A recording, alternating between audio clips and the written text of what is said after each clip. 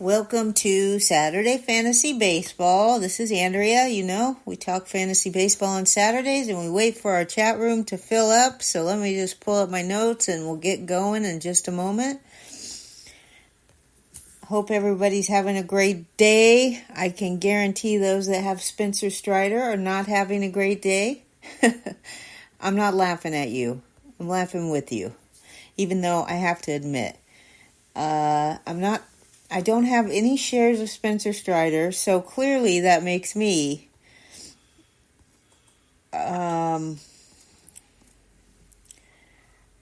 feeling like it's okay that he's hurt a little bit. And Garrett Cole, another one, no shares of Garrett Cole or Spencer Strider. Now, I get it. It's not very nice to say that you're fine with somebody getting hurt, but honestly, we're trying to win our fantasy leagues, okay? So that's what we do. And I have to be honest when I say that... Sounds good. It's good? I don't see it yet, Leonard. All right, I see it. What is all this? Pictures in the chat room. Huh? A big happy birthday to the late Steve Waterbury. Okay, everybody, welcome aboard. Nice to see you on this Saturday morning. Let me tell everybody that the sound is good, and we'll go ahead and get started. What you doing, Leonard? I'm getting some fruit. He's already getting some fruit. That's what he does. So, sound is good. Everybody refresh. The chat room is still filling up, and that's okay. It's 9 o'clock, so welcome aboard to everybody. It's nice to see you. And Eddie Heckman, Teresa, Rotorius, Timothy My Hooker, Triple Play, Chris from Cambridge, Boston, Paul... Triple Play, you're winning our best ball league, I noticed, so that's good, right? It's still early, though. I don't know for sure that I'd want to be in first place this early in the season. So today was a little bit it was a little tough for me to get ready today. My mind just kept wandering off, so I was able to spend some hours putting together a show. We're going to talk about the player news. We're going to talk about some waiver wire pickups potential. Rotorius starts the show out saying that Hunter Brown is letting him down. Hunter Brown was relatively affordable in drafts, and so I get the high expectations for Hunter Brown. Every expert in town was talking about his underlying stats being so much better than his actual statistics, and so we considered him quite the sleeper. He's not starting off the season very well, but I will tell you this is a marathon, not a sprint. Do not drop Hunter Brown. Do not go crazy, and do not go to Boston Paul, because Boston Paul will drop and pick up 15 players by tomorrow. All right, so let's get started. We're going to have to touch on some Spencer Strider news. But before that, I'll tell you, Rougned Odor, whether he's fantasy relevant or not, I can tell you if you play in an on-base percentage league, he's probably better than his batting average says. It's like the Mendoza line type stuff we're talking about here. And he's not even on the major league roster, but he did sign a minor league contract with the Yankees. If he doesn't make the team or if he wants to opt out, he can do so after July 1st. Good morning to Big Al on the prowl. Good morning to King Turd. Great to see you. Jay Trella is here. Wonderful to see you. And hey, Laura, the Mets won a game yesterday. All right, so it's all good for Mets fans. Leonard Donaldson is here. Guest Jesse, great to see all of you on this wonderful, beautiful Saturday morning. Spencer Strider undergoing an MRI on his right elbow. He had discomfort yesterday. He lasted only 4 innings. His velocity was down. I'm pretty sure that he already had a Tommy John surgery, but I'm not positive of that. I just saw a couple comments from some really good Braves fans. One guy was saying, I hope he doesn't go in for another Tommy John. He should get the shots, the stem cell shots that some other pitchers have done. Obviously, the recovery time is much less when you do that. We'll have to see. We don't really know, but he did get hit around yesterday. His velocity was down. His spin rate was down. He chalked it up to weather Okay, but that is not the case because then we found out apparently he will be getting an MRI on his throwing elbow. That is a huge loss for those of you who have Spencer Strider. And boy, was he an important piece of your team. I mean, at NFBC, towards the end of the season in these main events that are very, very expensive. Some of them cost up to $15,000 to get in one of these leagues. And I'll tell you what, he was going number one overall. These people were going crazy. I think it started when Garrett Cole got hurt, and then Spencer Strider just kept moving up, up, and away until he was literally the number one pick in these main events. So, I'll tell you what, we'll see what happens with Spencer Strider. Alex Cobb has a mild flexor strain, had a small setback with his right elbow. He will be shut down from throwing for a few days. Also, Robbie Ray threw a 40-pitch bullpen yesterday. He's going to throw another on Monday. Also, Luke Jackson is throwing from 90 feet. Tarek Skubal, another guy that to me was overdrafted, overrated, whatever you want to call. Obviously, Skubal's going to be drafted in every league, but the hype on this kid caused his draft position to go super low. And when I mean low, I mean early, like first couple rounds. He didn't factor into the decision yesterday against Oakland. He allowed 4 runs, 4 hits, 2 walks, 6 1/3. He struck out 9. He was really good through the first 5 innings. He held the A's. I mean, what's that saying, right? You hold the Oakland A's to you hold the Oakland A's scoreless, and he struck out 7 through the first 5 innings. But he allowed a 2-run homer to Brent Rooker in the 6th inning before Oakland tacked on 2 more runs in the 7th, which costed Skubal his 2nd win of the season. What do you guys think in the chat room? You know, a lot's been said over the past few years that once a pitcher faces the lineup a couple times, they start to really suffer the 3rd time through the order. And it's not just a couple pitchers that do that. A lot of pitchers end up losing their win. And, I mean, he was in the 7th inning, which is where all this damage happened to him. So, what do you think? What do you think, Turd? What do you think, Rotorius? Laura and everybody else. We got quite a few new people here. Daniel, good morning to the Hulkster. Great to see you, Daniel. I can't really see past SM King Turd on my tablet. So, but good morning to everybody. It's really my hooker, Tommy Johnson and Triple Play. Great to see you, Daniel, the Hulkster. What about Eloy? He's going again. Oh, poor Eloy. Every time I see that Eloy's hitting the injured list again, I think of you, Daniel. All right. Anyway, he's still, Tarek Skubal we're talking about, he still generated 16 whiffs. He's got a 2.92 ERA with 15 strikeouts and only 2 walks through his first 12 1/3 innings this season. How about Josh Hader? Holy moly, George. Where are you, George? George said Josh Hader's going to be excellent, especially since he's with Houston now. He's going to be their closer. He's going to not only be their closer, but he's going to be dominant. Well, Josh Hader to start the season 0-2, a 6.85 ERA and no saves. SM King Turd says he picked up Eloy in shame. He thinks that his league is done with Eloy. I would say every league is pretty done with Eloy. Another guy we're done with, Trevor Story. Good grief. He's probably going to be out for most of the year. We just don't know yesterday, but he had to leave the game against the Angels. He injured his left shoulder. He landed awkwardly on his left shoulder after attempting to make a diving grab at a ground ball in the top of the 4th inning. He looked to be in a considerable amount of pain as he walked off the field, and a trip to the injured list is likely. So who's next in line for the shortstop spot? And that would probably be Pablo Reyes. taking on most of the work at shortstop, but Vaughn Grissom may also fill in once he returns from the injured list, which he's expected to come back on April 23rd. He could begin a minor league rehab assignment this coming week. He said Alex Cora said Grissom is ramping up back at camp in Fort Myers and will join the Red Sox for the home opener next Tuesday against the Orioles. So he's hopeful that Grissom can begin playing games shortly thereafter.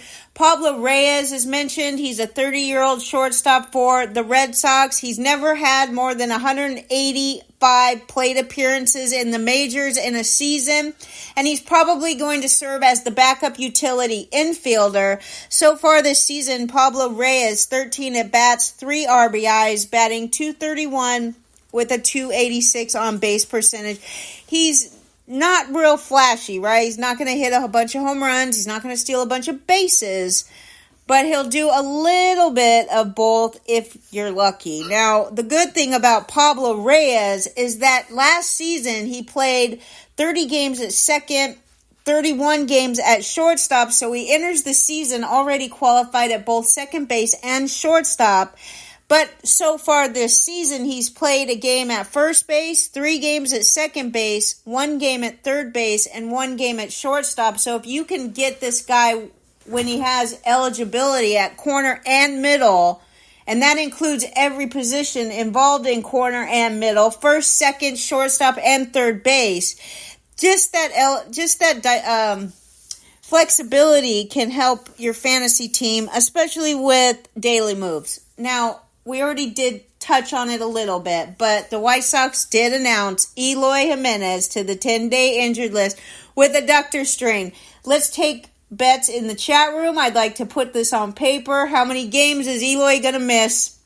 Or maybe we should make it easier and say, how many games is Eloy going to play this year? That's always a good one, right? So we have a knee injury with Jimenez. It's retroactive to April 2nd. So we're talking about some people that could fill in for him. We see Gavin Sheets will continue to fill in as designated hitter against righties, and Robbie Grossman probably against lefties. DH is the spot that he's given up, so anybody on the roster can play there. So the fact that we retroactive this to April 2nd means he's eligible to return in just a week. But who in the world thinks he's coming back in a week? Okay, if you do, I have a bridge. I'll sell it to you. Oh, Leonard Donaldson says less than 90 games. Daniel says 110 games max. Luis Robert Jr. is hurt as well. What a mess. King Turd cannot stop talking about Heston Kjerstad. Or Heston Kjerstad. He's already got 6 homers already. Somehow, we'll see what happens, but 70 games according to Boston Paul. King Hap, boom. King Hap, nice to see you, my friend. That's wonderful. I'm not selling the Francis Scott Bridge. Francis Scott Key, the guy that wrote our national anthem. Anyway, that's not the bridge I'll be selling this year.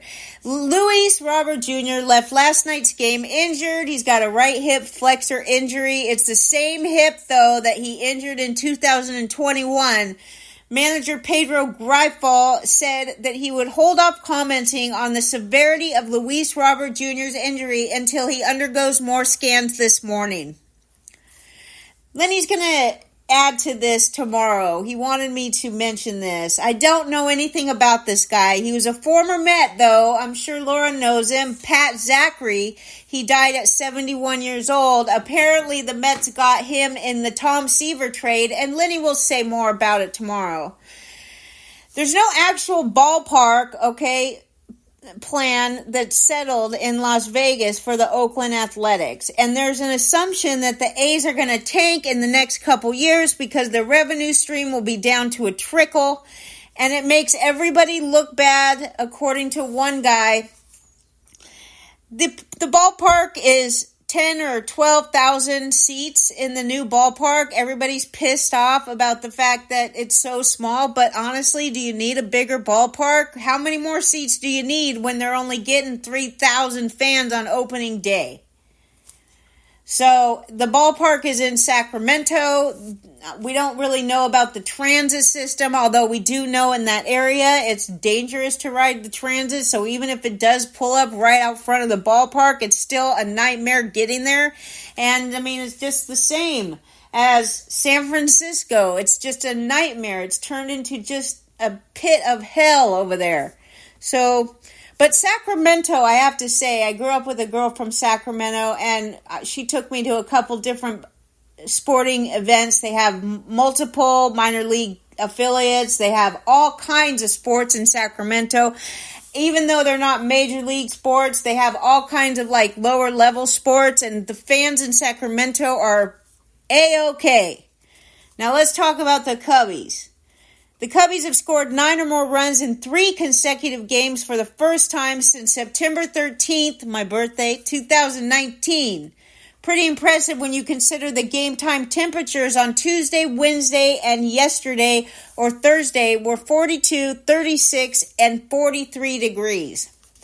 Now, since early last August, when he was given a breather and sat a few days, Suzuki, this is Seiya, hitting .372, and that includes spring training. He's been on fire to start the season. He had a 115-mile-an-hour home run in 40 degrees earlier in the week, and then on Thursday went opposite field off the wall for a 2-run double. He's batting .345 on the season. I love the chat room. Keep it up. We'll talk about it. Everything you put in there if I see it. Thanks for joining me this morning. It's Saturday Fantasy Baseball. For the people who spent their $200 in fab money on Jason Foley, I have some bad news for you. He is not the closer. Alex Lang got the first save of the season. Now, Alex Lang, the reason that he's probably going to get more saves than Foley is because he goes up against right-handed hitters. And, you know, you got Foley, who was used to get the first save of the season. Everybody in fantasy went crazy, went out and spent all kinds of money on Jason Foley.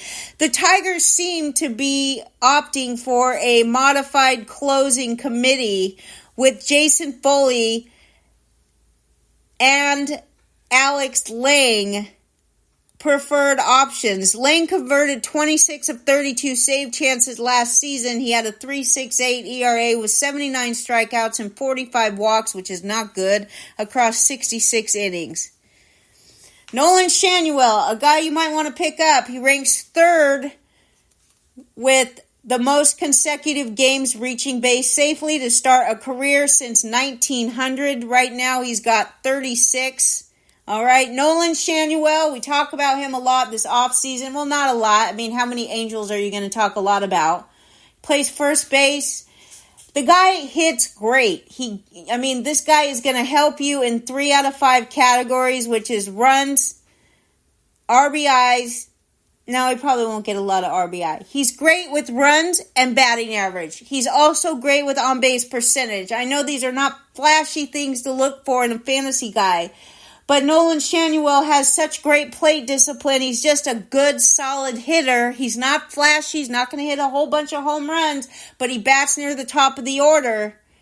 And that's where he should be instead of Anthony Rendon, who we'll talk about in a minute, because believe me when I tell you, he's not exciting, but he did finally get a hit. His first hit since last July, I believe. Bobby Witt Jr. leads the MLB with 9 batted balls at 110 plus miles per hour. Nobody else has more than 5.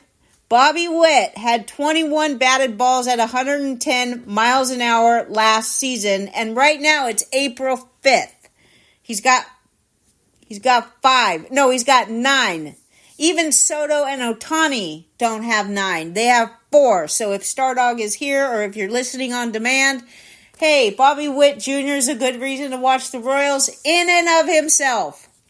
Walk-off grand slam by Ryan McMahon. The Rockies are the first team in MLB history to blow a 4-run lead in the top of the ninth and then hit a walk-off grand slam in the bottom of the ninth. So there you go. The Royals breaking records.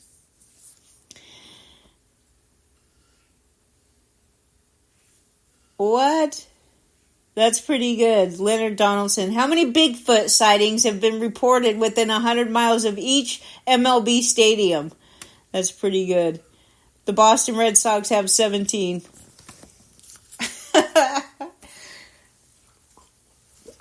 Okay, here we go. Jared Jones. Must we talk about Jared Jones again? We have to. 43 swings and misses. They're tied with Ohtani for the most by a pitcher in his first 2 career outings in the pitch tracking era. That means since 2008. He came away with a no decision yesterday, 5-2 loss to the Orioles, giving up 2 runs, 6 hits, 6 innings. He struck out 7 and he didn't walk any batters. He's a rookie, you know. He got taken deep by Ryan O'Hearn in the 2nd inning and Gunnar Henderson in the 3rd, but he settled down after the solo shots and delivered his first career quality start while generating 21 swinging strikes among his 80 pitches. He has 17 strikeouts and 2 walks through his first 11 2/3 big league innings, but things won't get any easier for him next outing. He has to face the Phillies. Is Danny here or is he sleeping? Anyway, this is for Captain Danny. The Dodgers top 4 spots in the order through 10 games. They're batting .394 with a .475 on base percentage. They've scored 5 runs for the 10th consecutive game to start the season. Ohtani homered for the 2nd straight game. There you go. There's your pesky Dodgers news. The Astros, Yordan Alvarez, reached 250 walks and 250 extra base hits in his MLB career in his 489th game. The only MLB players to reach those marks faster in the modern era. Let's do this as a trivia. Let's get the trivia question going. So I'll say it again. Yordan Alvarez reached 250 walks and 250 extra base hits in his 489th game.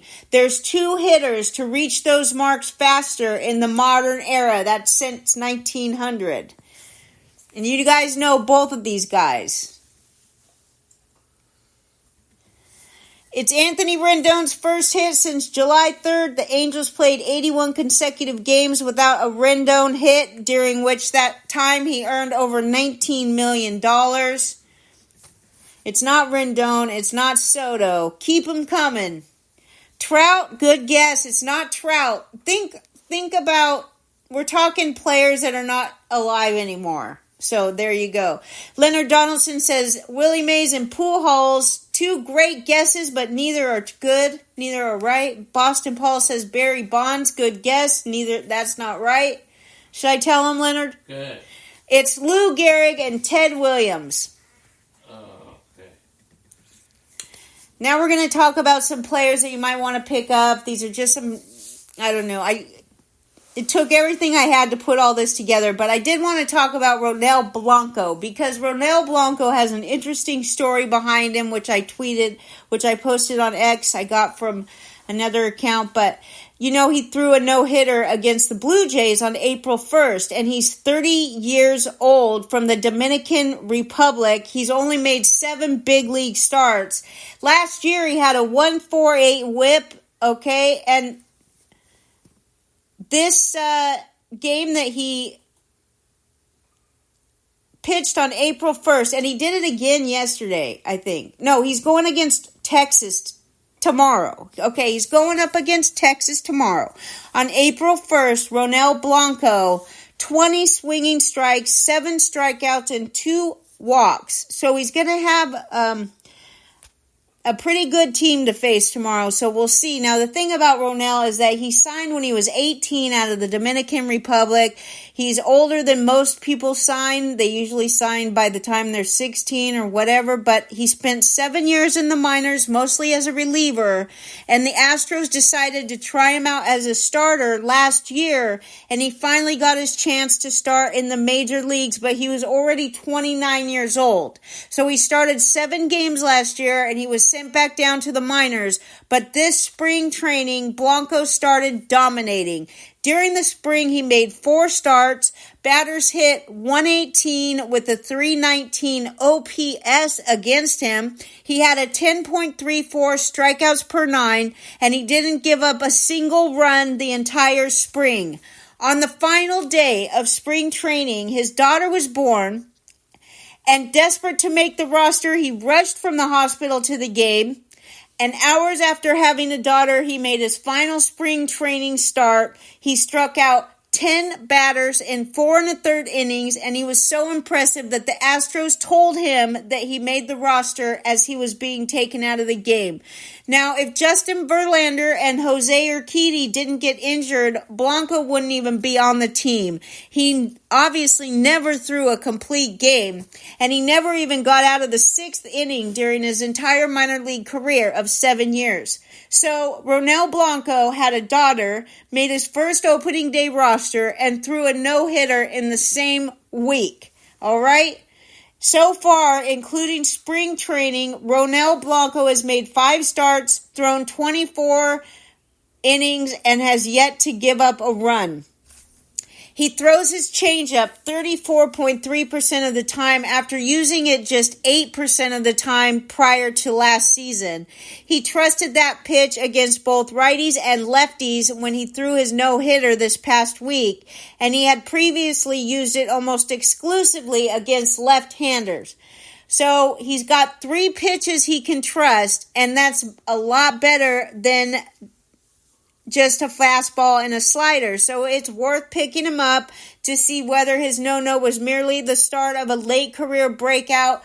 And honestly, we're going to see tomorrow. I know Fab doesn't go through till tomorrow night, so you're going to get another opportunity to see this guy pitch. The best thing that can happen to anybody that wants this guy is if he gets shelled by the Texas Rangers, because then his price will be very low. This is all going to depend on how he does against the Rangers, and the Fab bidding will be dependent on just that outing. So think of that, okay? You got Garrett Whitlock owned in 39% of Yahoo leagues. He started the season with a 5-inning, 3-hit, 1-run performance against the Mariners. His innings marks the past 3 seasons have not surpassed 78.1 innings. So in the second half of the season, we could definitely see some signs of fatigue and some restraint as far as how many innings he's going to go. But for now, tomorrow he's going to start against the Angels. I think. Anyway, anybody that goes against the Angels is a good pickup. So this is another one who we're going to have to see how he does against the Angels, and his Fab bidding will probably be dependent specifically on that. Now, Garrett Crochet, everybody's talking about him. This is the 11th overall pick in the 2020 draft. He reached the majors that same year. He threw 6 scoreless innings of relief, and then he spent all of 2021 in the big league bullpen. He didn't make his first minor league appearance until 2023, which was in a rehab outing because he was working his way back from Tommy John surgery, which wiped out all of the 2022 and a sizable portion of last season. He strikes out a lot of batters, this guy, 26.9% career strikeout rate, but he does have some questions about his control and a 12.7% walk rate. Right now, he's got a 1.38 ERA and 16 strikeouts to 1 walk through 2 starts. Now, one word of caution about Crochet. He's got 25 and 2/3 total innings this season. That's the majors, the minors, and the spring combined. That's already more than the 25 innings he threw all of last season, so expect the White Sox to shift him to the bullpen at some point this season because of workload concerns. Even if he does continue to perform, he's already thrown more innings than he did all last season. So that's your bit of a warning sign for Garrett Crochet, who everybody's talking about is like the next thing. All right? Don't spend too much money on Crochet. Here's another guy that's not on anybody's radar. I haven't really seen people talking about Zach Littell. He's 23% owned. Tampa Bay Rays starting pitcher. He is 28 years old. Last May, the Red Sox DFA'd Zach Littell. He finished 2023 with 72 strikeouts and 9 walks, over 87 innings with Tampa Bay, and opened this season with 6 shutout innings, allowing 4 hits and a pair of walks. The Rays will get starting pitchers back from the injured list at various points this season, but Zach Littell should remain in the rotation. He came away with a no decision yesterday in a 10-7 loss to the Rockies. He allowed 1 run on 5 hits in 5 innings. He struck out 5 and didn't walk anybody. 52 of 69 pitches were strikes, and he's posted a .82 ERA through his first 11 innings with an 11-2 strikeout to walk ratio. He lines up to make his next start on the road against the Angels next week. One thing you can always say is that the Tampa Bay Rays can do wonders with pitching. So Zach Littell, a couple bucks. Might want to take a start on that. Now, Abner Uribe, all right? We're going on to the relievers that you might want to take a look at.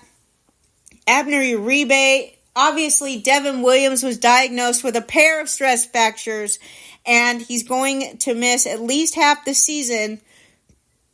They really didn't talk about who was going to take over as their closer because obviously this was a situation where Devin Williams was the obvious closer. They had 3 guys that could possibly get saves for Milwaukee: Joel Payamps, Abner Uribe, and Trevor McGill. A lot of people stayed away from Abner Uribe because he was the youngest. He didn't have a lot of experience. He also had significant command issues as a rookie. So it wouldn't have been a surprise if they turned to one of the veterans in Trevor McGill or Joel Payamps as their closer. But it's starting to look like, number one, Abner Uribe has the most exciting stuff. He is the one that has the closer stuff, okay? The other 2 guys are aging veterans. They are middle reliever type guys, and they just don't have the stuff to be a closer, in my opinion. But this Abner Uribe, he definitely looks like he could be the closer. And as far as we know, what we're seeing so far, the Brewers have used Uribe like a very conventional closer. In the season opener, it was McGill in the 7th, Payamps in the 8th, and Uribe in the 9th. In Game 2, it was McGill in the 7th again, Bryce Wilson and Hobie Milner in the 8th, and Uribe again in the 9th. Payamps got the save the next day with Uribe unavailable. But then it was Milner, Payamps, Uribe in the final 3 innings of Game 4. Uribe can safely be treated as a true closer, not merely a committee lead, and with Williams a candidate to be traded at the deadline once healthy, Uribe could even keep this title all season. He's worth an extra couple bucks if you need a closer. Another guy, Aroldis Chapman, Pittsburgh Pirates. Now, the Pirates are not doing bad to start the season. I got to say, they could be a very surprising team. David Bednar battled a lat injury during spring training. He was already unavailable for the first 2 games of the season, and the Pirates immediately won 5 wins to start the season. Chapman registered a save on April 1st. Aroldis Chapman is still throwing in the high 90s. He's a great insurance policy in case Bednar misses time or has to be taken out of save situations, because he is less than 100%. So if you're taking a chance on a guy, spend a couple bucks. Aroldis Chapman still throwing gas. The guy's huge too. David Robertson. Now, we talked about whether Leclerc or Robertson. I mean, when the Texas Rangers signed Robertson, it turns out that was an excellent decision by the Texas Rangers. King Turd was positive that Leclerc would be the closer, and he was given the first chance, but already he suffered a loss, and he's given up 5 runs in 1 2/3 innings. So Robertson picked up the win in the March 28th opener against the Cubs. He did save 14 games and 17 opportunities for the Mets last season, and he is the next in line for saves if Bruce Bochy gets sick of Jose Leclerc. So if you have Leclerc, you definitely need to get Robertson. All right, we're going on to catchers. Elias Diaz, I have this guy in 3 out of 4 of my money leagues. He was my target for catchers in 2 catcher leagues, and I'm surprised to see that he's actually only owned in 16% of Yahoo leagues. One thing about Elias Diaz, he's not flashy, but he's not going to hurt your batting average at all, okay? So he's absolutely going to get a lot of at-bats. He's a good catcher behind the plate, and I know that the Rockies are not a team that you typically go to target players on, but he played in 141 games with 526 plate appearances last year. Getting regular at-bats is so key from the catching position, and you don't find a lot of catchers that are going to get over 500 at-bats in a season. Elias Diaz is not going to hurt you in your batting average, which is something that a lot of catchers are going to do. And the fact that he plays that many games is going to get him counting stats such as runs, RBIs, and even will hit a few home runs this season. Absolutely. If you need a catcher or you're even, feeling it, you could go get Elias Diaz for a couple bucks. Austin Wells, the New York Yankees. Apparently, this guy's only owned in 7% of Yahoo leagues. That's because all kinds of other players qualify at the catching spot, okay? I guarantee Elias Diaz and Austin Wells, neither of these guys are available in most 12-team leagues that are not played at Yahoo. But just in case, Austin Wells, left-handed hitter, he's going to get the bulk of starts. He can take aim for that short right field porch at Yankee Stadium. Last year, he hit 4 home runs in 19 big league games. A couple bucks for Austin Wells. And also because he started 4 of 7 games to start the season. He started 4 of 7. Moving on to first base, Brendan Donovan, only owned in 30% of Yahoo leagues. He's a multi-position eligible at second base and outfield as well as first base, which is invaluable in daily leagues, all right? He's led off for the Cardinals in each of the first 7 games of the season. In his previous 4 games, he's gotten a hit in each with 6 RBI and 5 runs scored. He only stole 5 bases last year, but he's got an early .393 on-base percentage. That's huge. Brendan Donovan already getting playing time, eligible at second outfield as well as first base in Yahoo leagues. Bryce Terang, everybody's talking about Bryce Terang, obviously, because he's batting .438 with 6 stolen bases in the first 5 games. He stole 26 bases last year, so it's not surprising that he's doing this speed thing again, okay? Also, now, the thing about Terang is that he's probably going to be in a platoon throughout the season. It's the strong side of a platoon, okay? If there's a platoon at all. So when he's sitting against tough lefty pitchers, that's the thing that you got to pay the price for, and that's why he's available. Colt Keith batting .083 through April 1st. Now, he's a third baseman, but he's playing second base. Last year in the minors, he played 62 games at third and 41 games at second. Colt Keith has played all 5 games in the majors at second base this year. He's having a horrible start to the season. Do not give up on this guy. He batted 27 homers last year with 101 RBIs and a 306 batting average in the top 2 levels of the minors. He has excellent prospect pedigree.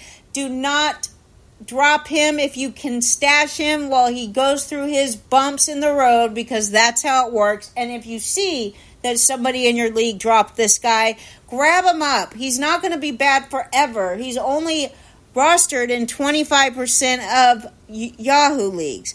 Also, another guy that is actually getting playing time right now is Andy Ibanez, the 31-year-old second baseman for the Detroit Tigers. He's available. He's actually hitting 308 right now with 3 RBIs and a run scored. He's sharing time with Colt Keith while Colt Keith figures it out. J.D. Davis, third baseman, Oakland Athletics, 13% owned in Yahoo leagues. All right, he's hitting 364 with 2 home runs. Both of them came on March 29th against the Guardians, but he's been hitting right in the middle of the order for Oakland, so there could be more RBIs opportunities as the season progresses. J.D. Davis. Michael Busch, third baseman, Chicago Cubbies, left-handed Busch. He started the season eligible only at third base, all right? And he started the season just 2 for 13, but he went 3 for 3 with a run and an RBI on April 3rd. This could be a sign of a breakout. 26-year-old third baseman for the Chicago Cubbies, Michael Busch. This guy will do a platoon with Garrett Cooper probably when lefties are on the mound.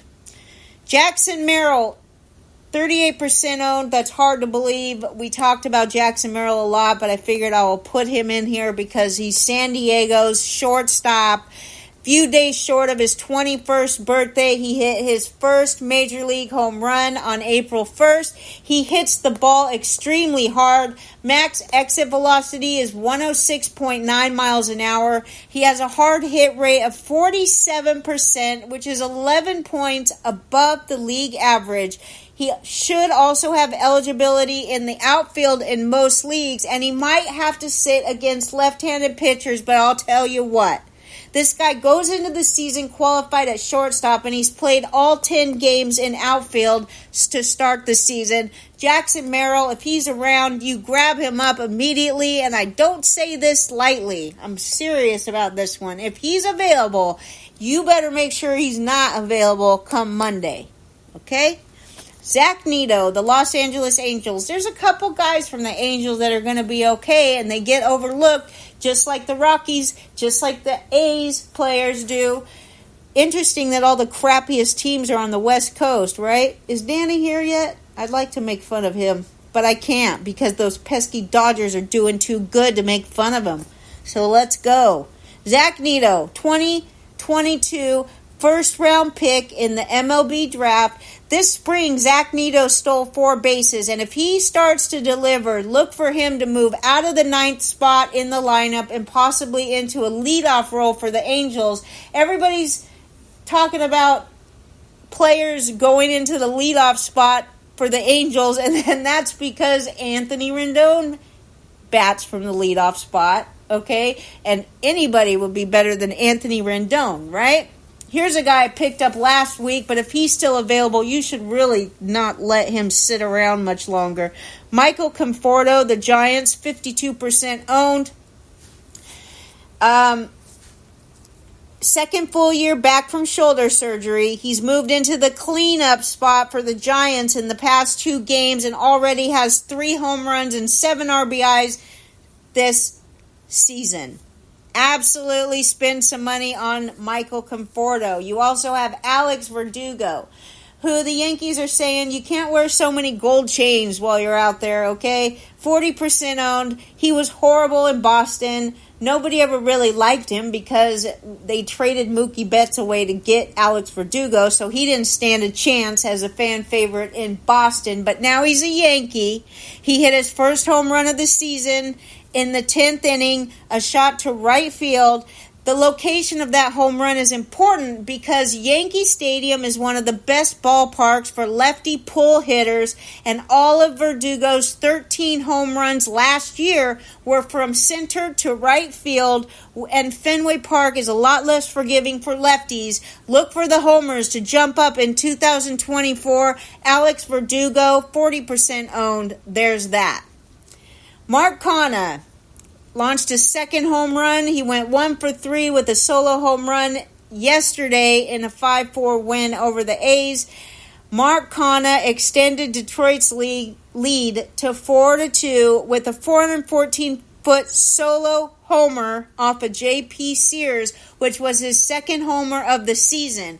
All right, to be honest with you, he only has 5 hits through his first 21 at-bats, but 3 of those have gone for extra bases. His OPS is up to 1 through 7 games. He hit .262 with a .355 on-base percentage with 11 homers, 62 RBI, and 51 runs scored across 139 games between the Mets and the Brewers last season. He's worth a few bucks. Another guy that's worth a few bucks, Charlie Blackmon. What? This guy didn't even get drafted in a lot of leagues, okay? He's boring, I get it. He's a veteran, he's 37 years old. All right, he's boring. But let me tell you what it is. He's already hitting .417. He's played in 6 of the first 7 Rockies game and hit first in each of those starts. So let me remind you, he's batting leadoff for the Colorado Rockies. He only played in 96 games last season, but he's healthy right now. And in the previous 8 full season, he played no less than 135 games in each season.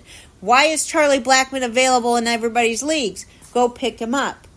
Another guy that I'll mention real quick before we end the day, Boston Paul was talking today about Brian De La Cruz, who went 1 for 4 with a solo home run on Tuesday. He finally got the Marlins on the scoreboard because the Marlins have started the season very horribly, but now he's recorded at least a hit in all 6 games to open the season, and on Tuesday was his second straight game with an extra base hit. Brian De La Cruz, 27-year-old outfielder for the Miami Marlins, has decent raw power, but he's pretty much a mess when it comes to anything thrown to the outer third of the plate, which means the pitchers have figured him out. He does have a .301 on base percentage in his last 268 Major League games, but his outfield defense is pretty shoddy. He's still going to get an opportunity to play every day, and he's likely already picked up, but he will play, and the Miami Marlins pretty much suck, but I thought I'd bring him up. So there you go. That's my show.